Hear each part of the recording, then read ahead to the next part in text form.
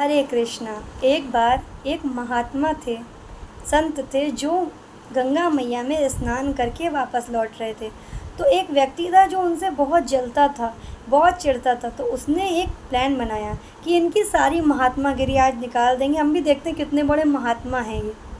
तो उसने क्या किया, उसने सोचा कि ये स्नान करके आएंगे, मैं इनके ऊपर पान थूकेंगे तो फिर ये हम पे चिल्लाएंगे। ऐसा उस व्यक्ति ने एक बार किया। जैसे ही उसने पान थूका, महात्मा ने कुछ नहीं बोला। महात्मा ने कहा कोई बात नहीं। महात्मा गए, दोबारा स्नान कर आए। फिर उसने पान थूका, दोबारा स्नान कर आए। वो पान थूकने से बाज नहीं आ रहा था, बार बार पान थूकता रहा और महात्मा बार बार स्नान करते रहे। आखिर में वो पान थूकने वाला थक गया और जा कर के महात्मा से कहने लग गया, ये बताइए, मैंने आपके ऊपर इतनी बार पान थूका, आप बार बार स्नान करके वस्त्र बदल करके आए जा रहे हैं, आपने एक बार भी मुझसे कुछ नहीं बोला, क्यों? अरे बोले, मैं बोलना तो चाहता था आपसे, लेकिन फिर मैंने सोचा पहले स्नान कर लूँ फिर बोलो। फिर उतनी देर में आप थूक देते तो फिर मैं स्नान करने चला जाता था। तो बोले अच्छा, मतलब बोलना चाहते थे, क्या बोलना चाहते थे? अब वो सोचा था ये चिल्लाएंगे, ये कुछ गाली वाली देंगे, कुछ गलत बोलेंगे, लेकिन महात्मा ने क्या कहा, आप सुन के दंग रह जाएंगे। महात्मा कहते हैं, आपको पता है, मैं आपके चरणों में दंडवत प्रणाम करना चाहता हूँ। अब वो एकदम भौचक्का रह गया, आश्चर्यचकित हो गया, ऐसा क्यों कह रहे हैं महात्मा, मैंने तो इनके ऊपर थूका है। महात्मा ने कहा, मैं आपको पहले तो प्रणाम करता हूँ और आपको मैं धन्यवाद देना चाहता हूँ। मैं रोज़ सोचता था कि 108 बार मैं गंगा में स्नान करूँगा, लेकिन मेरे से होता ही नहीं था। 1 2 3 4 बार कर लेता था, ज़्यादा से ज़्यादा 10 बार कर लिया, लेकिन उससे ज़्यादा नहीं कर पाता था। मेरा ये प्रण हमेशा रह ही जाता था अधूरा।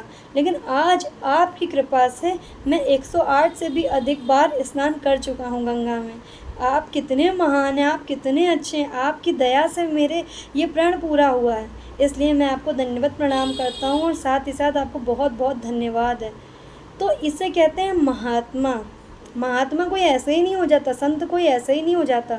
ये जो शब्द हैं ये बहुत भारी भरकम हैं, क्योंकि उनके अंदर इतनी सहनशीलता होती है, इतनी सहिष्णुता होती है, वो सहन कर लेते हैं।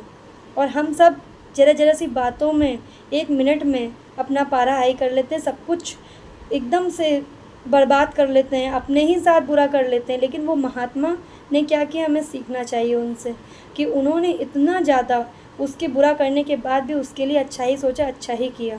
और साथ ही साथ इससे हमें ये समझना चाहिए, एक जो शिक्षा है वो ये है कि लोग अपना कूड़ा आपके ऊपर डालेंगे आकर के, लोग अपना कूड़ा आपके ऊपर डालेंगे आकर के, लेकिन आपको सहिष्णु बनना है और आपको क्या करना है, उस कूड़े को साफ़ करते चले जाना है। क्योंकि इस दुनिया में जितने लोग हैं उनके पास गंदगी ही है देने के लिए, अच्छाई ज़्यादा किसी के पास नहीं है। और अच्छाई जिसके पास है उसके पास लोग जाना नहीं चाहते, और फिर उनको कह देते हैं, अरे ये तो बड़े महात्मा हैं, ये तो बड़े संत हैं, और तुम बड़े महात्मा और संत बन रहे हो।